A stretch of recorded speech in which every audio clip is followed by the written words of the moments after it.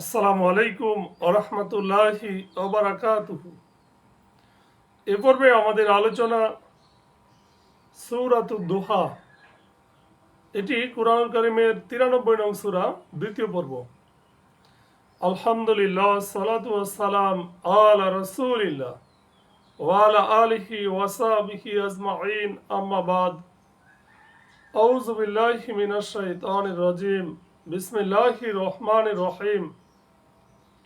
রব্বি ইশরাহ লি সাদরি ওয়া ইয়াসসির লি আমরি ওয়াহলুল উকদাতাম মিন লিসানি ইয়াফকাহু কাওলি। এরশাদ হচ্ছে, আল্লাহ বলেন, ওয়াদ-দুহা, শপথ সকালের উজ্জ্বল আলোর। সকালের উজ্জ্বল আলো মানে প্রভাত, যেটাকে দিনের প্রথম ভাগ বলা হয়।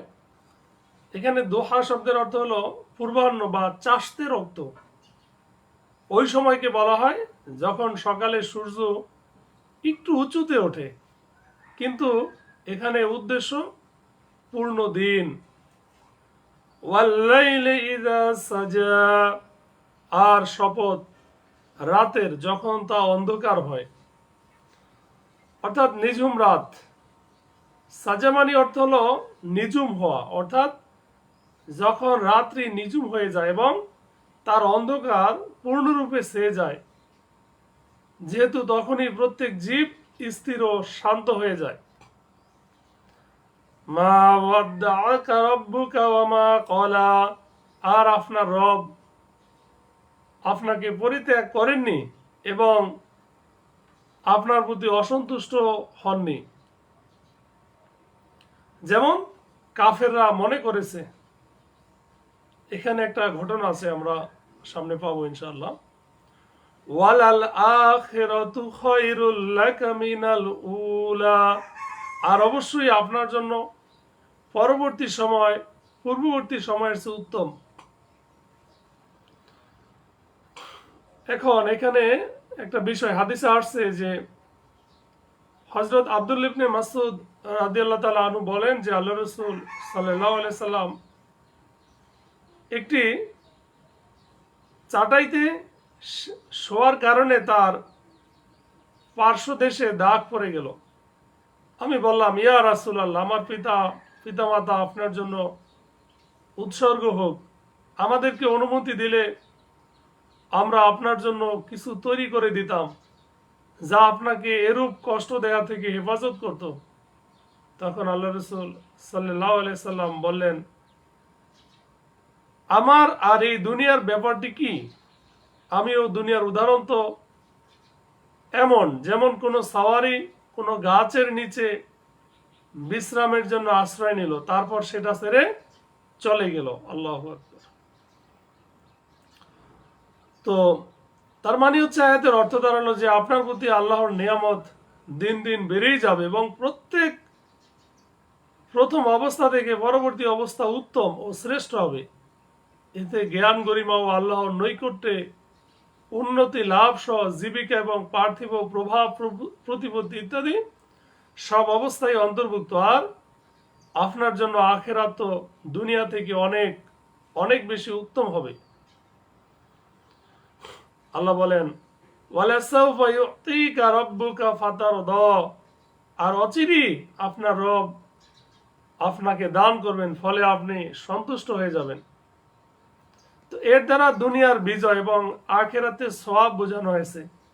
এতে ওই সুপারিশ করার অধিকারও অন্তর্ভুক্ত যা আল্লাহ রাসূল সাল্লাল্লাহু আলাইহি সাল্লাম নিজের গুনাহগার উম্মতের জন্য আল্লাহর নিকট লাভ করবেন। হাদিসে আসছে, হযরত আব্দুল্লাহ ইবনে আব্বাস রাদিয়াল্লাহু তাআলা আনহু বলেন যে আল্লাহ রাসূলের নিকট পরবর্তী যে সমস্ত জনপদ বিজিত হবে তা একটি একটি করে পেশ করা হচ্ছিল। এতে তিনি খুশি হলেন। তখন আল্লাহ তাআলা অচিরেই আপনার রব আপনাকে এমন দান করবেন যে আপনি সন্তুষ্ট হয়ে যাবেন, এই আয়াত নাজিল করলেন। সুবহানাল্লাহ। তখন আল্লাহ তাআলা তাকে জান্নাতে হাজার প্রাসাদের মালিক বানালেন। প্রতিটি প্রাসাদে থাকবে প্রাসাদ উপযোগী খাদেম ও ছোট ছোট বাচ্চারা। তো সম্মানিত সুধী, আল্লাহ বলেন, আলাম ইয়াজিদকা ইয়াতীমান ফাআওয়া হে রাসূল, আমি কি আপনাকে ইয়াতিম অবস্থায় পাইনি? অতঃপর আমি আপনাকে আশ্রয় দিয়েছি। অর্থাৎ এখানে আল্লাহ তাআলা আল্লাহ রসুলের প্রতি কিছু নিয়ামতের সংক্ষিপ্ত বর্ণনা করেন। প্রথম নিয়ামত হচ্ছে যে আমি আপনাকে পিতৃহীন পেয়েছি। আপনার জন্মের পূর্বে পিতা ইন্তেকাল করেছিল এবং ছোট থাকতেই মা মারা যায়। অতঃপর আমি নিজে আপনাকে আশ্রয় দিয়েছি। অর্থাৎ প্রথমে আব্দুল মুত্তালিব, পরবর্তীতে আবু তালেব যত্ন সহকারে আপনাকে লালন পালন করতেন। আর তিনি আপনাকে পেলেন পথ সম্পর্কে অনভিত, অতঃপর তিনি পথের দিশা দিলেন। এই পথ মানে কি? যে আপনি দিন, শরীয়ত ও ঈমান সম্বন্ধে অজ্ঞাত ছিলেন। আল্লাহ বলেন, আমি আপনাকে পথ দেখালাম, নবুয়ত দিলাম এবং আপনার প্রতি কিতাব নাজিল করলাম। ইতিপূর্বে আপনি হেদায়েতের জন্য পেরেশান ছিলেন। তিনি আপনাকে পেলেন নিঃস্ব অবস্থায়, অতঃপর অভাবমুক্ত করলেন। অর্থাৎ তিনি ছাড়া অন্যান্য থেকে আপনাকে অমুখাপেক্ষী করলেন। সুতরাং আপনি অভাবী অবস্থায় ধৈর্যশীল এবং অভাবমুক্ত অবস্থায় কৃতজ্ঞ হলেন। যেমন আল্লাহ রসুল সাল্লাল্লাহু আলাইহি সাল্লাম বলেছেন যে সম্পদ ও আসবাবপত্রের আধিক্যই ধনবত্তা নয়, বরং আসল ধন সম্পদ হলো ধনী হওয়া, অন্তরের প্রসারতা। ফাম্মাল ইয়াতীমা ফালা তাকহার, কাজে আপনি ইয়াতিমের প্রতি কঠোর হবেন না। তো এখানে যে আল্লাহ রসুলকে এর কৃতজ্ঞতা স্বরূপ কয়েকটি বিষয়ের নির্দেশ দেওয়া হয়েছে। প্রথম নির্দেশ হচ্ছে যে হে রাসূল, আপনি ইয়াতিমের সাথে কঠোর ব্যবহার করবেন না। আপনি কোনো ইয়াতিম অর্থাৎ অসহায় ও বেয়ারিশ মনে করে তার ধন সম্পদ জবরদস্তিমূলক নিজ অধিকারভুক্ত করে নেবেন না। এর মাধ্যমে মূলত আল্লাহ রসুলকে না, আল্লাহ রসুলের মাধ্যমে গোটা উম্মতকে এই নির্দেশ দেওয়া হয়েছে। ওয়াম্মা সাইলা ফালা তানহার, আর আপনি সায়েলকে, ভিক্ষুককে ধমক দিয়েন না। তাহলে এটা হচ্ছে দ্বিতীয় নির্দেশ, যে আল্লাহ রসুলকে নিষেধ করা হয়েছে যে সায়েলকে ধমক দিতে। আল্লাহ রসুলের মাধ্যমে গোটা উম্মতকে বলা হয়েছে যে অভাবীকে তাকে সাহায্য করতে পারলে করুক, আর না করতে পারলে কোমল স্বরে তাকে নিজের অক্ষমতা বুঝিয়ে দিন। এভাবে আল্লাহ তাআলা তার রাসূলকে শিখিয়েছেন। আর তার প্রতি কোনো প্রকার এই সায়েলের প্রতি, প্রতীকের প্রতি কঠোরতা প্রদর্শন করবেন না এবং অহংকারও নয়, কর্কশ ও কড়া ভাষা ব্যবহার করবেন না, বরং ভিক্ষা না দিয়ে জবাব দিলেও স্নেহ ও মহব্বতের সাথে মিষ্টি কথায় জবাব দিয়ে দিন। এই ব্যাপারে হাদিসেও আসছে যে অন্তত মানুষকে কিছু দান করতে না পারলেও তার সাথে ভালো ব্যবহার করুন।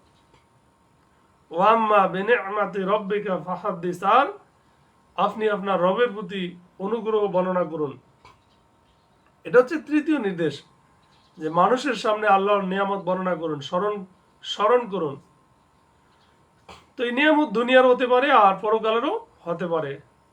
সম্মানিত সুধী, তো হাদিসের ব্যাপারে আসছে যে নবুয়ত এবং ওহীর নিয়ামত প্রকাশ করা যেতে পারে।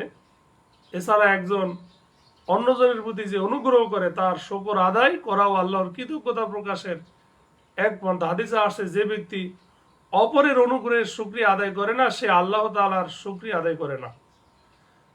আল্লাহ তাআলা এটি বললেন যে আল্লাহ তাআলা আপনার উপর যে অনুগ্রহ করেছেন, যেমন তিনি আপনাকে হেদায়েত দিয়েছেন, রিসালাত দিয়েছেন, নবুয়ত দান করেছেন, ইয়াতিম হওয়া সত্ত্বেও তিনি আপনার তত্ত্বাবধানের ব্যবস্থা করেছেন, আপনাকে অল্পে সন্তুষ্ট করেছেন এবং অভাব মুক্ত করেছেন ইত্যাদি।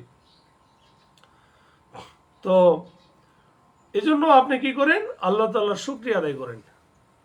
এর মাধ্যমে আল্লাহ রাসূলের মাধ্যমে গোটা উম্মতকে বোঝানো হয়েছে। আল্লাহ তাআলা আমাদের সঠিক বুঝ দান করুক। আমিন।